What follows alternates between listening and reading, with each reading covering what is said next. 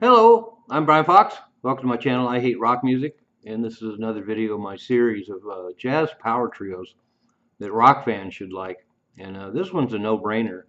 The Sonny Sharrock Trio and an album that he put out in 1987 called Seize the Rainbow. Truly incredible. It definitely leans more to the rock side than the jazz side, although his rhythm section are definitely icons in the jazz world. For Ferron Akloff on drums, and Melvin Gibbs on bass. And of course, we've seen Melvin Gibbs show up in a lot of these jazz rock hybrid bands.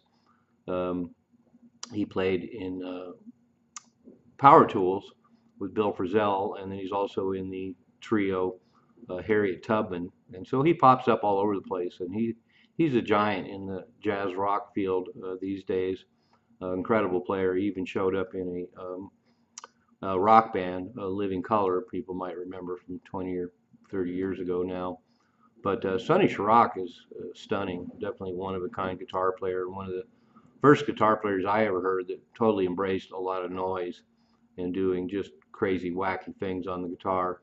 So in addition to being a ferocious guitar player, just as a normal guitar player, the fact that he adds so much wild noise to his playing, and it's really exemplified in the supergroup Last Exit with Peter Broadsman, Sonny Sharrock, and Ronald Shannon Jackson, and Melvin Gibbs.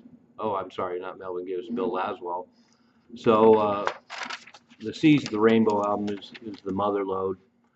He's got a lot of great stuff, and he's been around a long time.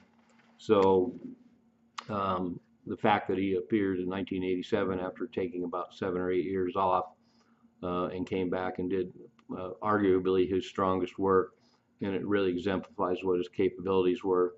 He's got a lot of work in the past that's really cool, but sometimes the context was a little weird. Um, he did 10 albums between 1968 and 1970 with Herbie Mann, of all people. So kind of, for me anyway, more middle of the road jazz. And then we got this Sonny Sharrock guy in there adding some weirdness to it. But also Roy Ayers, another one like Herbie Mann. You wouldn't expect to find somebody like Sonny Sharrock. But then he also played on uh, records by Pharoah Sanders, Bayard Lancaster, Don Cherry, and Wayne Shorter, and was also involved in the Miles Davis, Jack Johnson sessions. And I really wish Miles Davis had used Sonny Sharrock a lot. That would have been awesome. Really would have been great.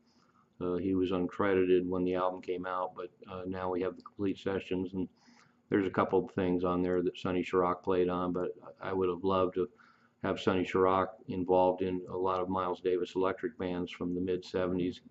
And another great record he's on from 1966 on the free jazz label out of New York, ESP Records. He plays on the Marzette Watts album, and his wacky guitar work is all over that. And it's one of my favorite records of jazz, and also one of my favorite records that Sonny Sharrock played on. And he put out a solo album called Black Woman in 1969 on Vortex Records. He put out Monkey Pocky Poo 1970 on the French Big label. And those are both great records. He works with his wife. And so an interesting context with her singing and then his wacky guitar work. Then he had a really crappy album in 1975 called Paradise. And I'm not even going to talk about that record. He didn't want to talk about it either. But he retired after that spate of material, and then Bill Laswell coaxed him to come out of retirement, and he played on the amazing Material album Memory Serves in 1981. And so he was back in the game, did the two Last Exit albums starting in 1986 through the early 90s. He played with another New York noise band called Machine Gun, and then had in 1986 released an album that's just all solo guitar work, and it's pretty whack. It's great to hear his guitar isolated with just his playing, and then a lot of the noisy stuff he likes to do. You really get a good feel for exactly what a unique guitar player he was doing that record.